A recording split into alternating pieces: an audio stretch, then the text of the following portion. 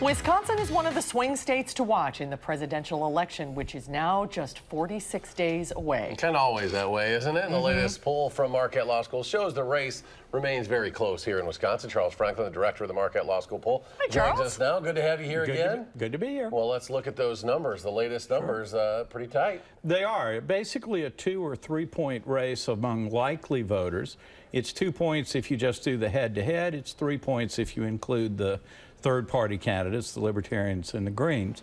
It was 3 points pretty much anyway in likely voters 3 weeks ago. So this is basically no change over the last 3 weeks at the presidential level. Let's look at the registered voters. And again, for the viewers, will you just explain the distinction? Registered voters are everybody that says they're registered to vote. And the margin's a little bit higher, 5 points here.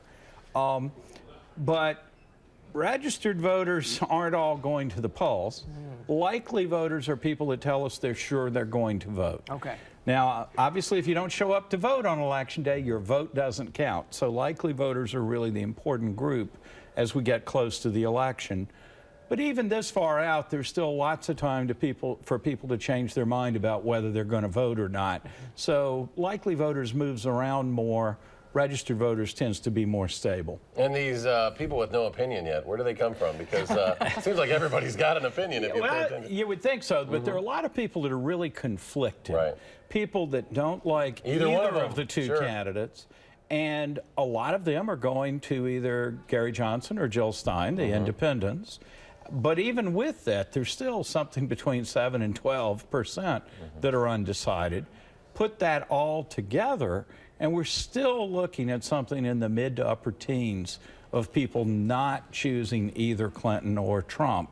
And those people are available to be convinced to go to one candidate or the other as we get closer to Election Day. This is where I think Monday night's debate could matter so much. We've certainly had our fill of election news this summer, but that debate may be a point where the nation as a whole focuses on the race again and reaches some judgments about the two candidates. And it may potentially move the needle after the debate. You'll have to see. It could. Probably not by changing Trump voters to Clinton or Clinton to Trump. But when you've got something close to 20% looking at something else, if they see something that convinces them to be comfortable with either Clinton or Trump, that could move quite a bit of people.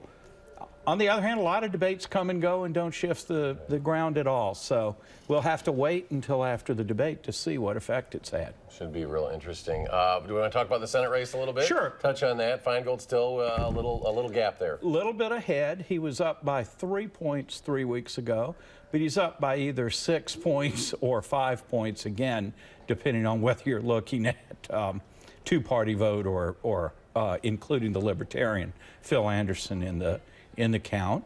I think it's interesting that the third-party candidates don't shift the balance very much, just a point either way. But this is a little bit of an increase in Feingold's advantage from that narrowing to 3 we saw 3 weeks ago. It's up just a little bit this time. Now, did you look at favorable versus unfavorable opinions? We do. We looked at it both for presidential and for the Senate candidates.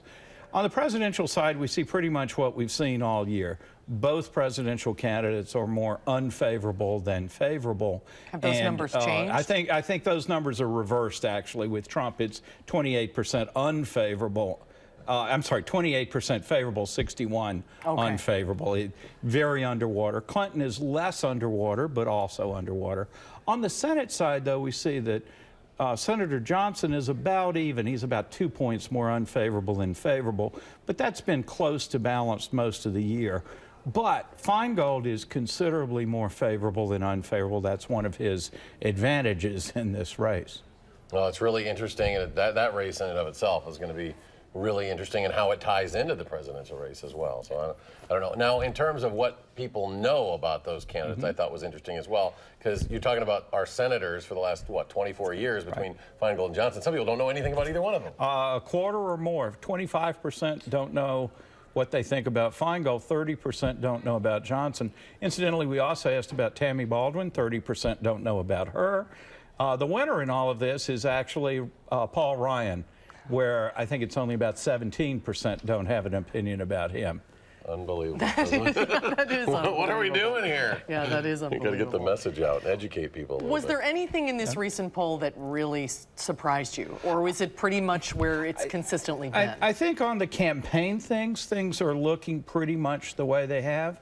Clinton has expanded her advantage and qualified for the office, but she and Trump still run pretty close to each other on honesty, and it's not a good place to be on honesty. 31 think she's honest, 34 think he is.